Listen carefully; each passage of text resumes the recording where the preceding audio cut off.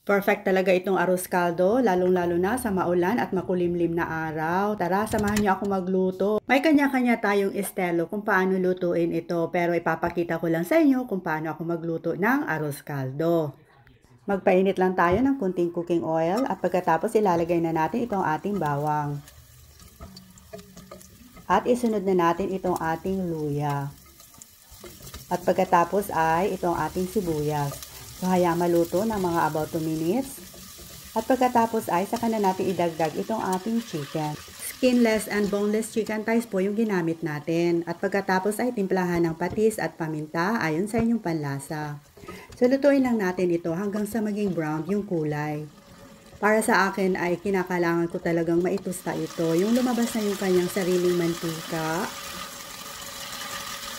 At pag ganito na yung kanyang kulay ay pwede na natin ilagay itong ating malagkit, yung hinugasan natin na malagkit. And then igisa lang po natin ng mga about 2 minutes. At pagkatapos ay saka na natin ilalagay itong ating tubig. So mga about 4 cups muna yung nilagay natin. And then naglagay din tayo ng chicken nor cubes. So hayaan kumulo at maluto. So once in a while ay paghalo-haloin natin para naman hindi manikit sa ilalim yung ating rice.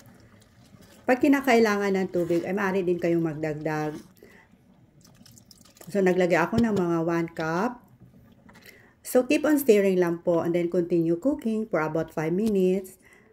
At pagkatapos ay naglagay din pala ako ng kasubha o yung safflower. Optional lang po yan, pwede din naman po hindi nyo lagyan. Para sa akin ay gusto ko dahil naman maliban sa nakapagbigay ng kulay ay ang daming benefits po ang naibibigay nitong kasubha sa ating katawan. Pag kinakailangan ay pwede din nating timplahan ng asin at paminta ayon sa inyong panlasa. At pag na-ready na ay pwede na nating ilipat dito sa ating serving bowl. So ayan po, ang sarap. At pagkatapos ay pwede naman tayong magdagdag ng nilagang itlog. And then, naglagay din tayo ng lemon wedges or calamansi. At saka chopped spring onions. Gustong gusto ko to. At pagkatapos, itong madaming garlic. Ayan po, mas masarap. At pwede na nating iserve. At ito na po ang ating arroz caldo. Tara, kain po tayo. Daghang salamat!